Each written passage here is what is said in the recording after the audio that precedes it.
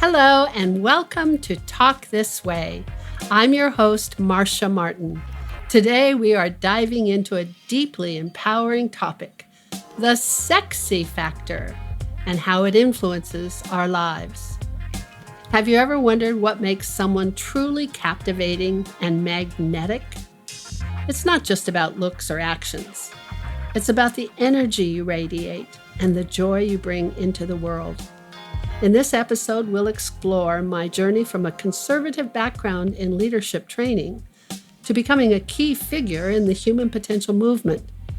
We'll discuss my work with transformational leaders like Jack Canfield and Tony Robbins, and how these experiences have shaped my understanding of personal development. We'll delve into the concept of the sexy factor as an energetic force, focusing on authenticity, joy, and the power of attraction. You'll learn how to connect with your inner vitality, embrace your true self, and live a life filled with fun and joy. We'll also talk about the importance of expanding your consciousness, overcoming rigid beliefs, and staying present in the moment. And I'll share some insights into the laws of life and how they apply to enhancing your sexy factor. So are you ready to embrace your energetic force and unlock your true potential? Let's go.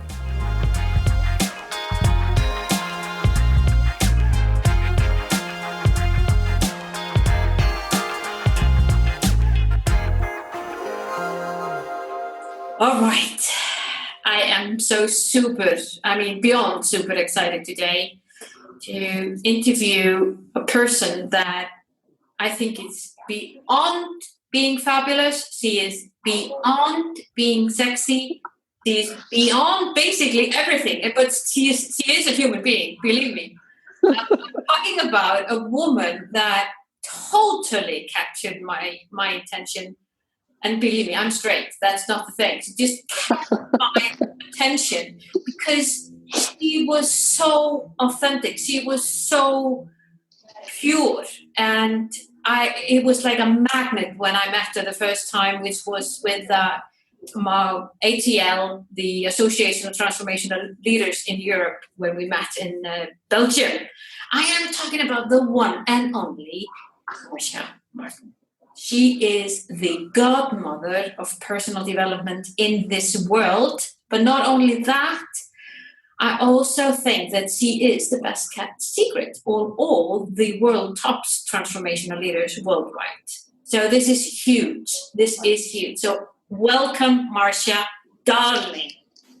Runa, you are so beautiful and wonderful. I feel the same about you. You are beyond, beyond, beyond. So I'm just honored that you want to interview me and that we're here together. And I love and adore you. And it's my pleasure. Oh, well. Yeah, we're going to have so much fun about today.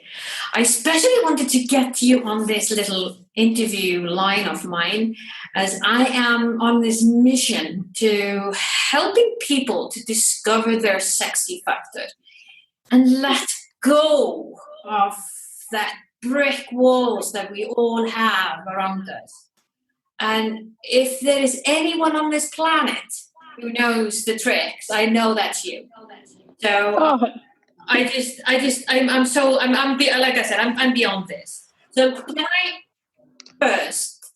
can you tell us just a tiny bit about Marcia Martin and what? Absolutely. Yeah, so I would like to do that because when we start talking about sexy factor, I think certain images come up in people's minds, and I would like to have people have an awareness of my background. It's pretty conservative, actually, in terms of what I do. I train a lot of senior executives in major corporations around the world in leadership and team performance and communication. And the reason that you said I'm the godmother of personal development is because of my history.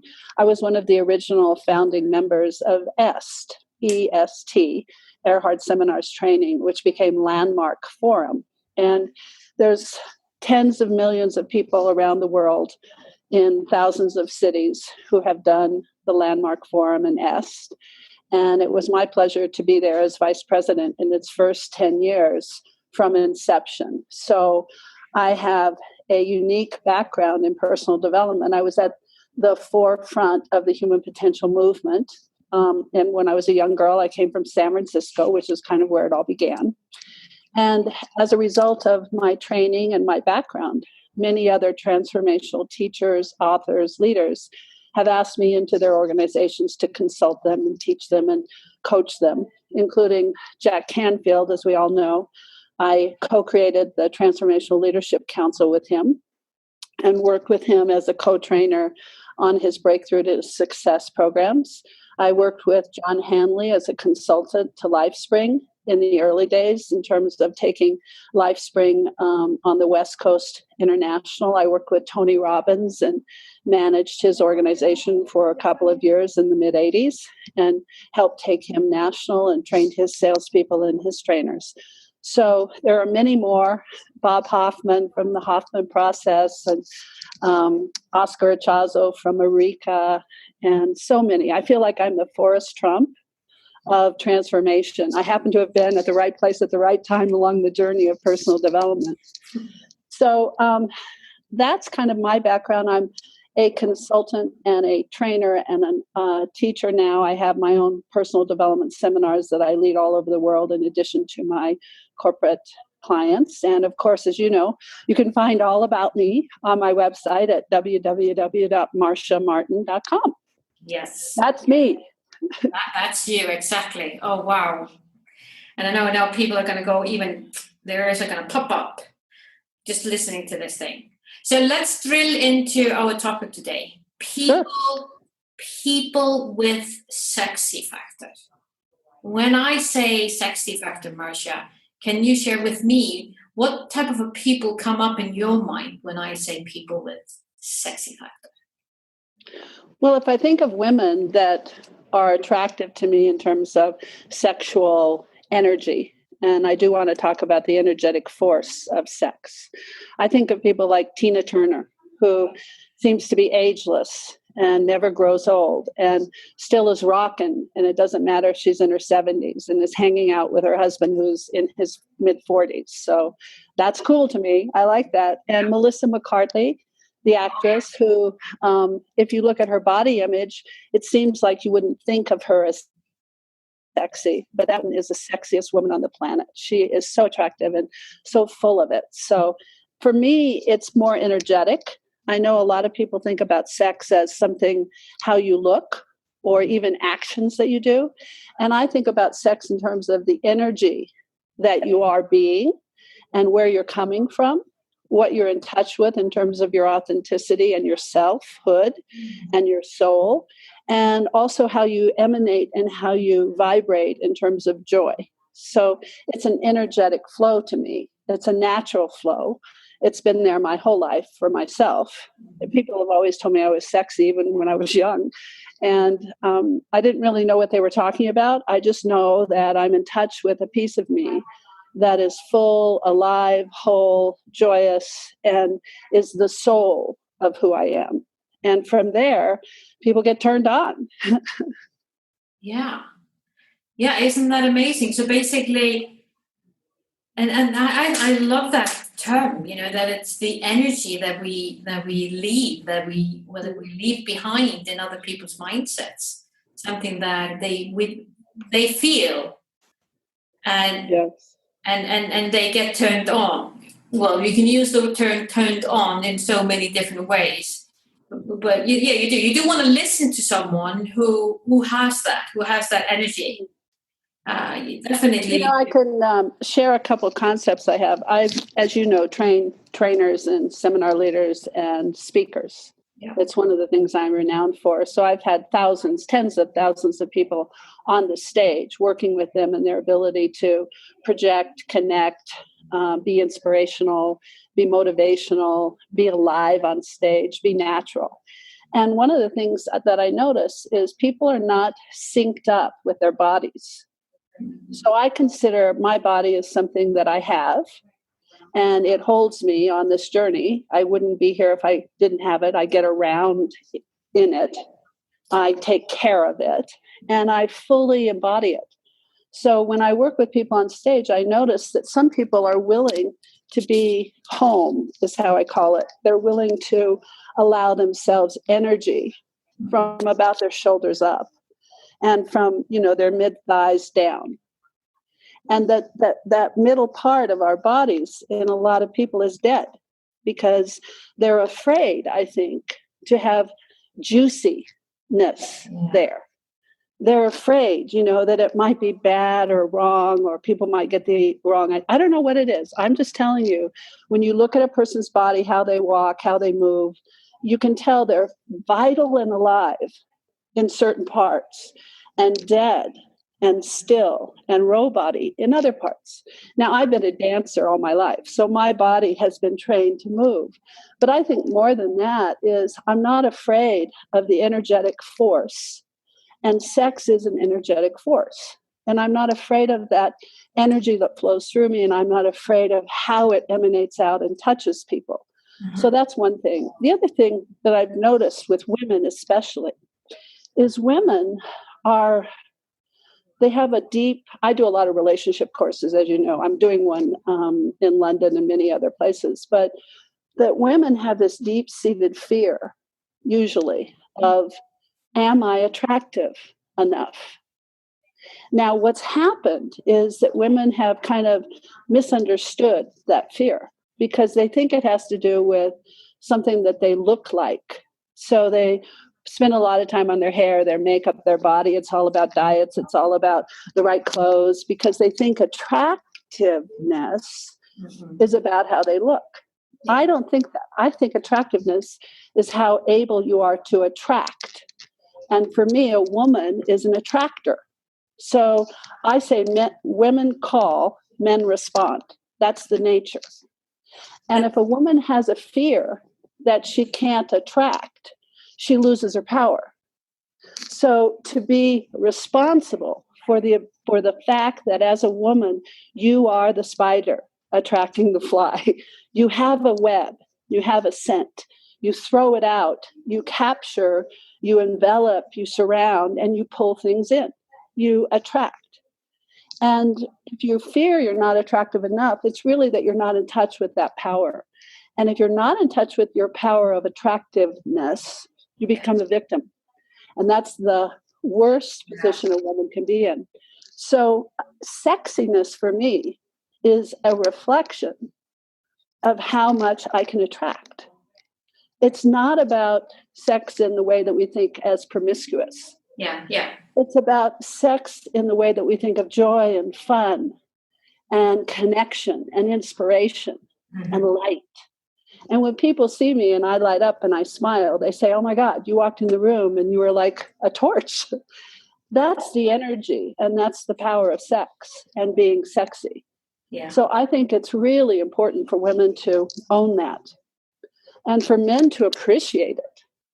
Yeah, and that's the other thing then. But I absolutely love that metaphor about the spider and being that, and the word attraction has a new meaning for me right now. Yeah. And be attractive. I tell women, if you want a man, for example, but if you want anything, it's really about allowing and receiving. And that's the full power of attraction. So I call forth, I create, I am cause. And at the center of that is pure sexiness. I mean, I tell people, I say, think about it. When you're the sex and orgasm, you make children. Yeah. You create human beings. Yeah. That's how powerful it is. It brings a human being into existence. So, I use it everywhere I can. The energy of it.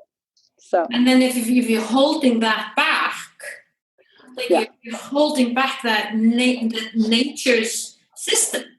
Yes. And I think that women hold it back. I can't say so much about Europe because I think women are more evolved myself in Europe than they are perhaps in the Western world. But I see that women get stuck in two positions as they grow older. They get stuck in being a mommy, or they get stuck in being a little girl. And no one really trains them, teaches them, or opens up the capacity for them to be a woman. Fully a woman is someone who turns people on and pulls people in and allows things to happen and causes things to come into existence. Yeah. I mean, the power of a woman's force is extraordinary. Every great guy I've ever known has a woman behind him. He's not, works with women for sure. Oh, yeah. So, and I think that, like being a little girl, you're supposed to be a little girl when you're little and you have a daddy and a mommy, but you don't have to be a little girl and pretend that you're a victim and you can't do anything and you're too little and you're not, you can be strong and vibrant. That's what women are. And being a mommy, if you're in a relationship, men don't want you as a mommy. And most women start taking care of their men, dressing their men, telling their men what to do, taking care of them. And that's boring. A guy already has a mother. So, leave it alone. I could not agree with you more. That is boring. Yeah. I just lost too many women in my network. Like that. I hope they're still going to be speaking to me after.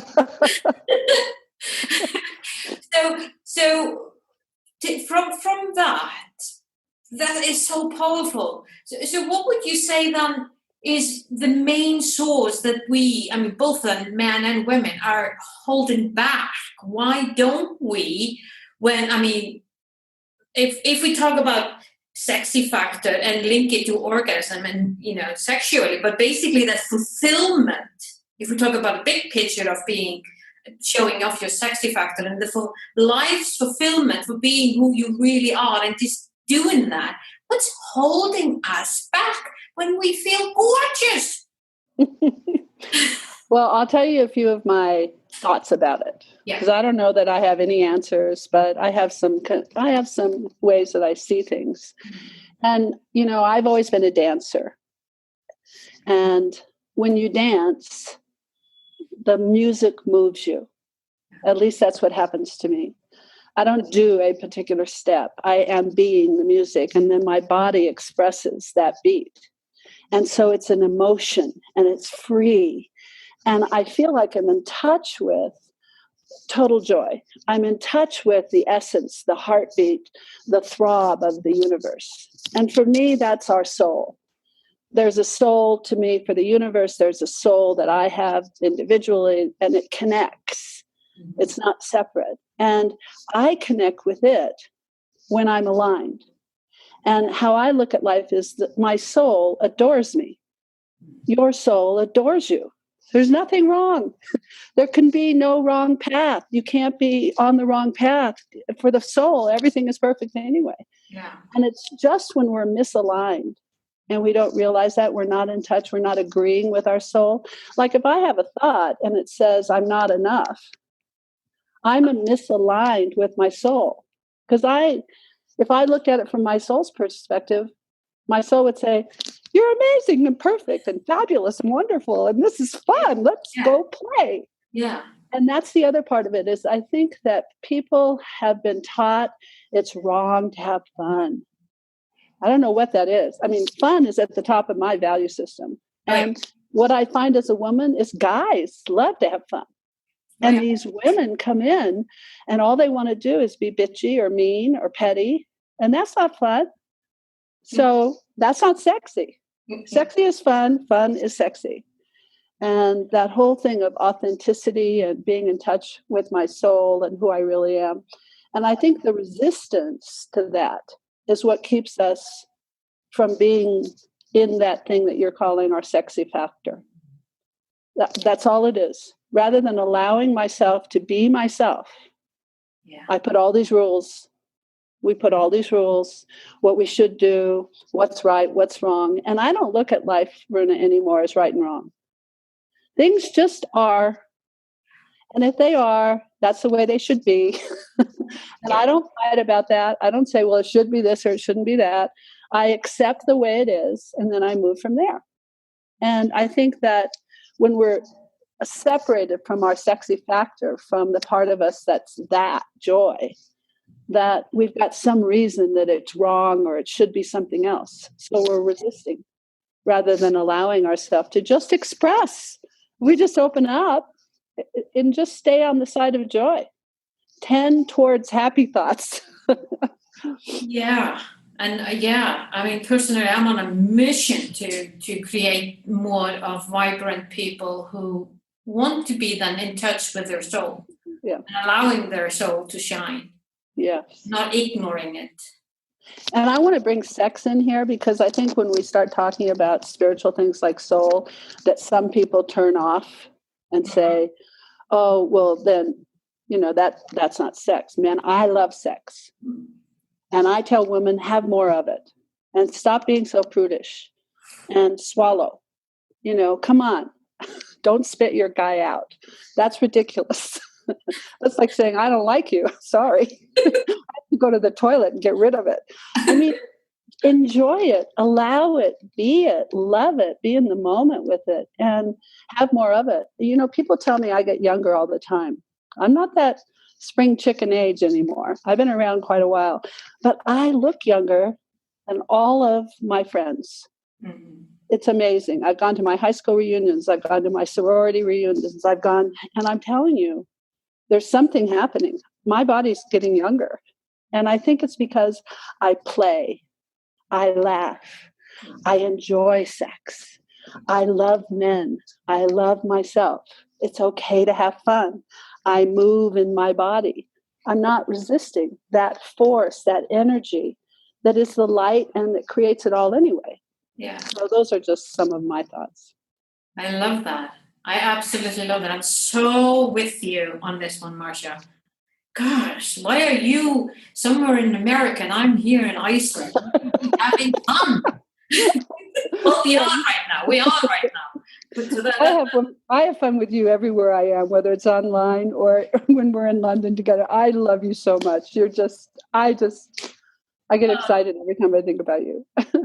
Likewise, and now I get goosebumps thinking about how much joy we can give out there to the world, how much vibrancy we can do when two or more minds that are similar have that same concept and has that same mission and that intention. So yeah, that makes me truly happy.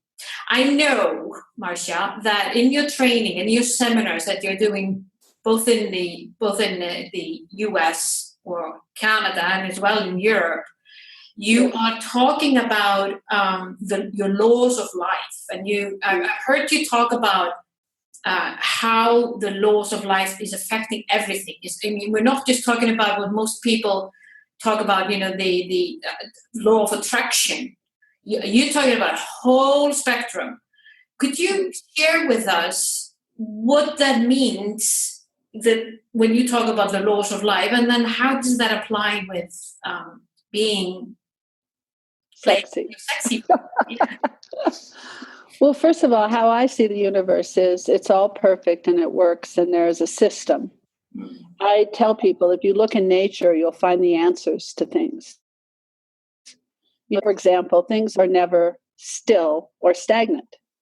Mm-hmm. If they are, they die. If you see water that's become still and stagnant, you notice that you can't drink it. Water is moving. Flowers are opening or closing. Trees are growing leaves or shedding leaves. The moon, the stars are revolving. They're in motion. So things are constantly changing and in a process of either expanding or contracting. That's a law.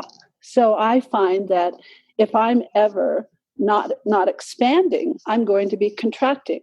So I make it an intention of mine to risk, to be uncomfortable, to take a chance, to do something that I might not know how to do, to put myself in a position where I'm going to have to expand and grow in order to have that experience. Because I know the law is things are either expanding or they're contracting. Things are either getting older and you're starting to die, or you're getting younger, and it has nothing to do with age. It has to do with, are you in motion? Are you expanding? Your soul wants to grow.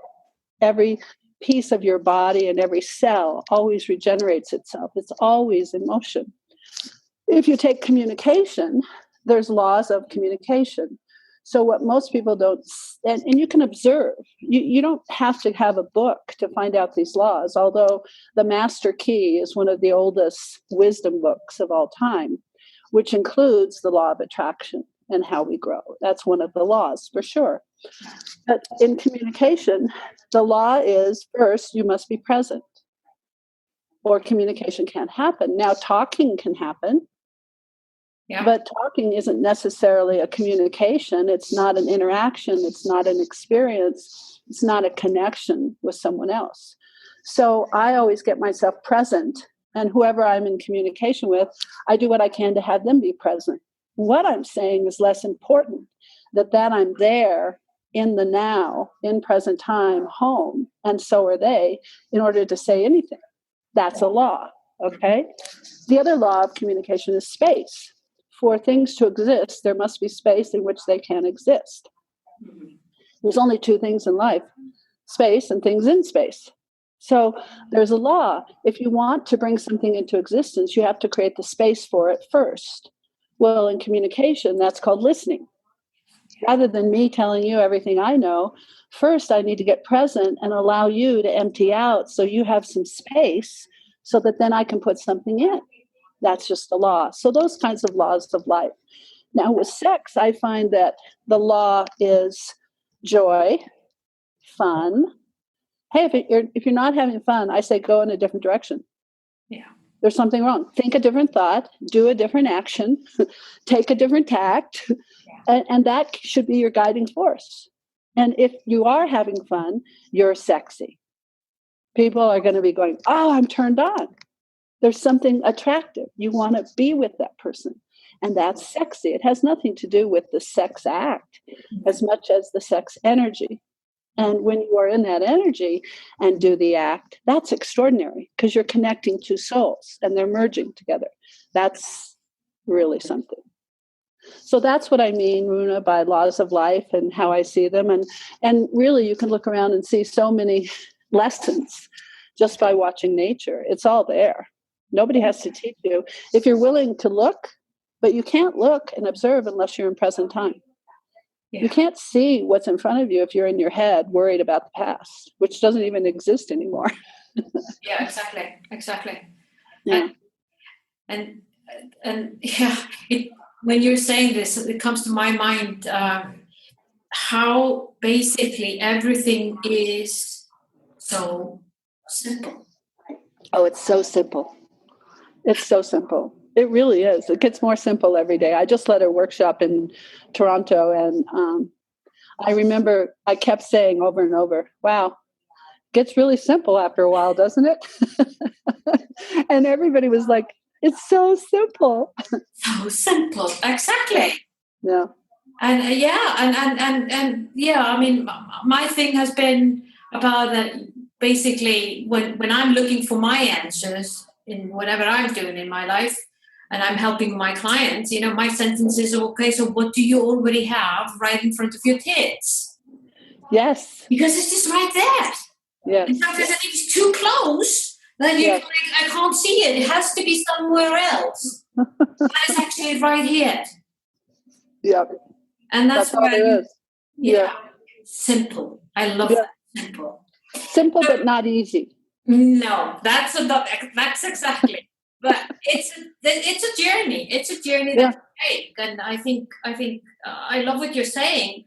Being expanding or contracting. Yeah. That you notice, I'm contracting. Now, how am I gonna love myself? How am I gonna nurture myself when I'm contracting or when I'm expanding? Yes. And the thing about sexiness is, to really be sexy, you have to kind of hang out in that zone of being uncomfortable. Yeah. Because that's the zone where you're growing and you're learning. And that is sexy, to see someone have an insight, to see someone learn something new, to see someone, light up. There's something really fabulous about the development of a human being along a journey of learning. Yeah. It's very sexy. And I think that what people do, especially in relationships with sex, is there's this goal, let's get married, and then it's all going to be okay. It's kind of like, oh, yeah, as soon as I retire, it'll be okay. Yeah. Well, I've discovered the thing that keeps you okay and alive is having problems. So if you want to grow, get a bigger problem. Yeah. If you want to get rid of the problem you have, get a bigger problem. You see? And what people are kind of thrown to doing naturally is looking for a place where there aren't any problems. Yeah. Rather than having their life be about solutions and being excited about there's new problems. Yeah. So I think that people get starting the day with, what sort of a problem do I have today? That's right. Well, and I think it really comes in sex because we start thinking of sex as an act and something we're doing rather than sexy and our sexy factor being something that we're being. And when we're being sexy, we're being alive. When we're being sexy, we're being fun. When we're being sexy, we're being joyous. When we're being sexy, we're feeling free. And that's attractive. Everybody wants to be that. So it attracts people in. And when we're thinking of it as something that we have to do, it's like I don't understand these women and these relationships that think you can turn sex on and turn sex off. It's not something you turn on and off. And if it is, great, let's just keep it on because it's more fun when it's on, right? But if you think of it as an action, something you have to do, then it is something that you turn on and off. And it becomes very robot. It becomes very boring. It becomes very routine. It becomes very dead. And then we wonder, well, why are there so many divorces? Yeah, well, they're not having fun. They're not having fun. I mean, it's not fun. Yeah. So, put some sexy factor back in. Have some fun. Yeah. Turn that sexy factor volume up a little bit. I tell the women that I teach, I say, what sounds more fun?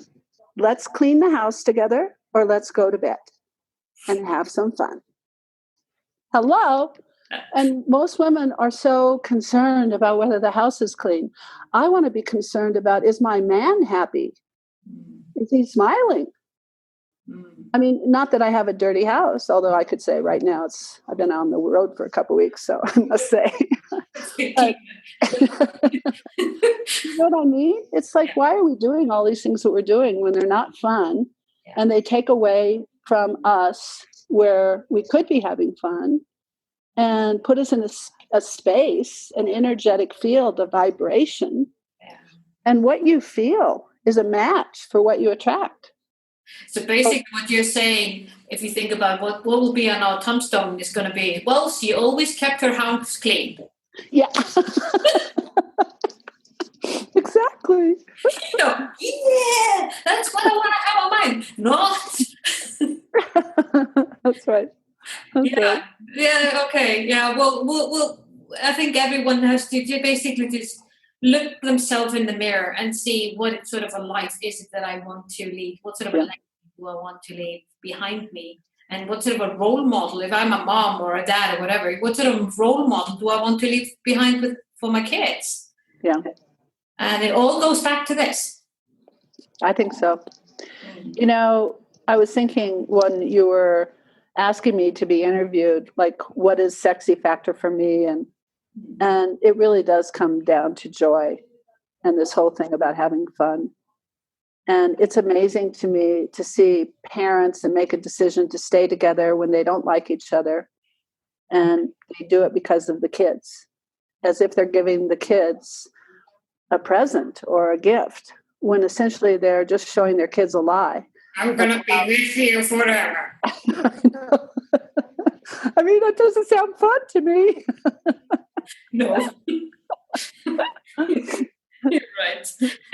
But for some reason, you're right. There's so many people who sadly do that. That's correct. The other thing I've discovered, Runa, is there's some correlation. I haven't figured it out yet, but I think there's some correlation between being rigid and stuck in a belief and the ability to see something as possible. So what I think happens to people is when we're young, we see everything as possible and we grow from that place. And then at some point we get stuck in our beliefs of what's right and what's wrong. So then it's like, well, I can't do that because it's wrong. And we don't even look for what's possible. We get stuck and we get stiff and we start getting old. Mm-hmm. And I think a way out of that grave is to start looking around and saying, well, what do I see possible here? What's possible that I could see that I haven't seen before? Rather than seeing, well, this should be different, or this should be this way, or this is the way I was taught. That's so rigid. It's not flexible. It's not moving. It's not dancing. And I think that has something to do with our sexy factor. As long as I can see it's possible. And why is something not possible? I mean, people come up to me with the most outlandish ideas and beliefs, and I just go, it's possible. And they love me for it because I'm accepting them and I'm allowing them rather than preaching and trying to get them to see things my way.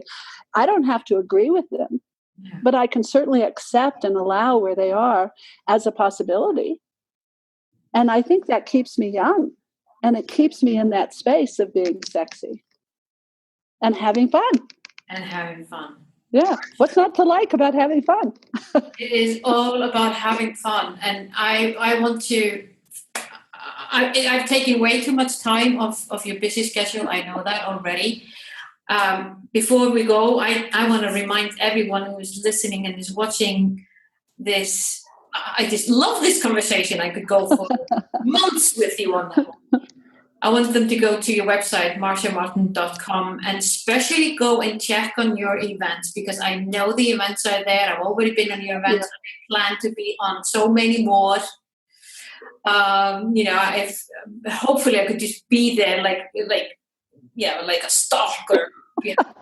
That's okay with me. Like, I like having you attached to my hip. Yeah. And it's Marcia Martin. It's spelled Marcia, Martin.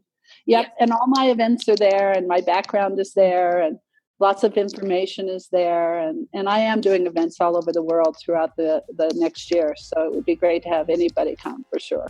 Oh, yeah. And people should.